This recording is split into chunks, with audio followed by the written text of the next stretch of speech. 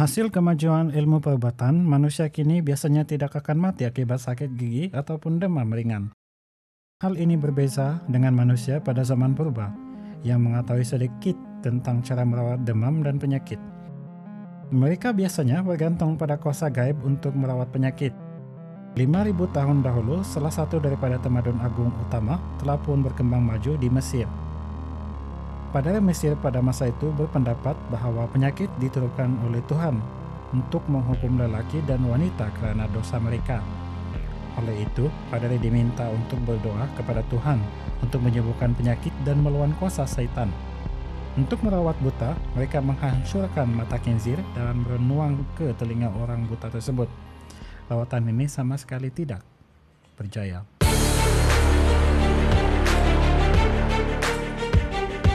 Halo guys, selamat datang ke Update Sharing. So hari ini kita akan membincangkan tentang perubatan modern dan juga sejarah perubatan modern.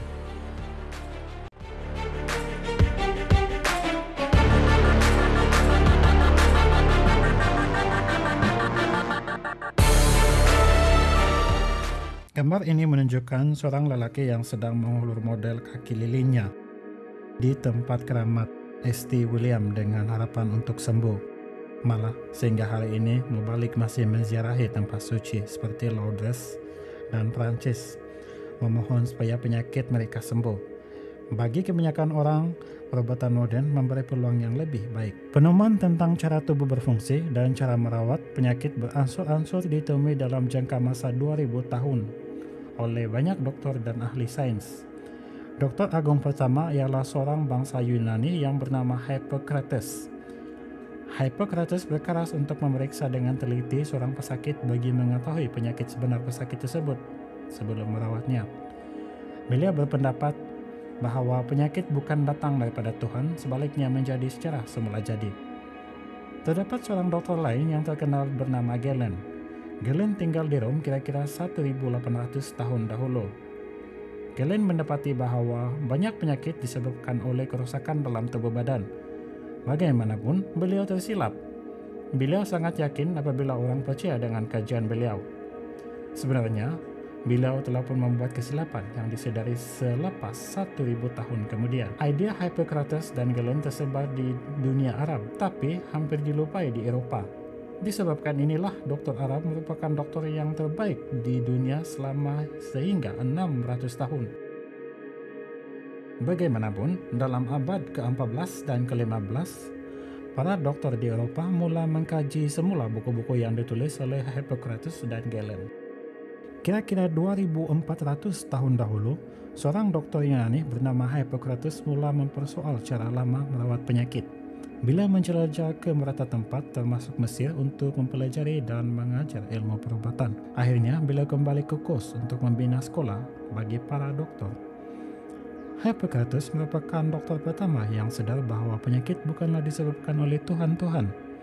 Menurutnya, sesuatu penyakit mempunyai sebab semula jadi, dan jika dokter memenuhi penyakit itu, penyakit tersebut boleh dirawat. Kini, cara itu digunakan bagi merawat penyakit. Dengan itu, Hippocrates digelarkan sebagai bapa perubatan modern. Hippocrates berpendapat bahwa untuk menyembuhkan penyakit, seseorang dokter perlulah melakukan 4 perkara. Perkara yang pertama, dokter perlu memeriksa pesakit dengan teliti untuk melihat apa yang sakit. Kemudian, dokter perlu memikirkan kemungkinan akan terjadi jika penyakit itu melarat. Ketiga, dokter itu perlu melihat dan menulis apa yang terjadi. Akhirnya, jika perlu, dokter akan memberi rawatan untuk menyembuhkan penyakit tersebut. Hippocrates membuat catatan terperinci tentang setiap penyakit yang ditemuinya dan menyimpan rekod kesehatan setiap pesakit. Beliau mendapati bahwa dengan berehat dan makan makanan yang berkhasiat, tubuh akan selalu sehat dan jauh daripada penyakit.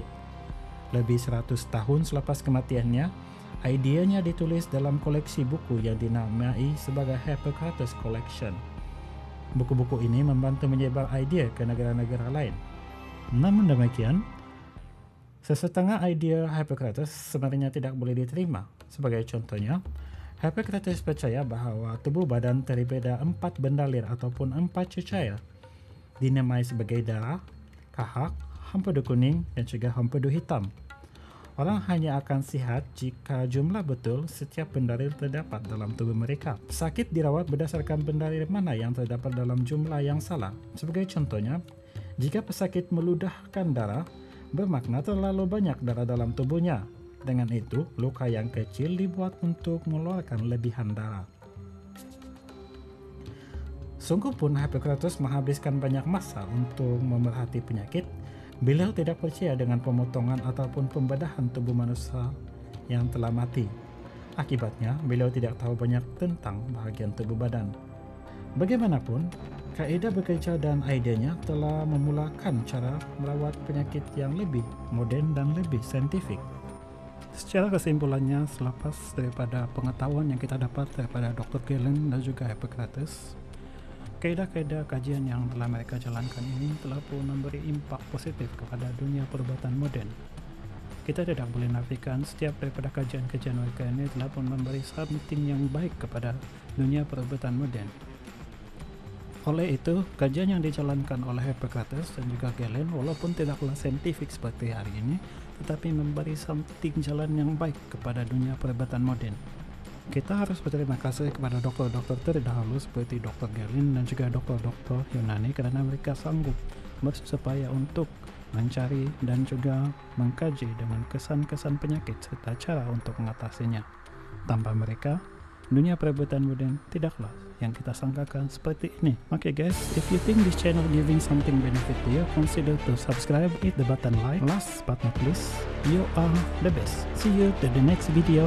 From Upbeat Sharing.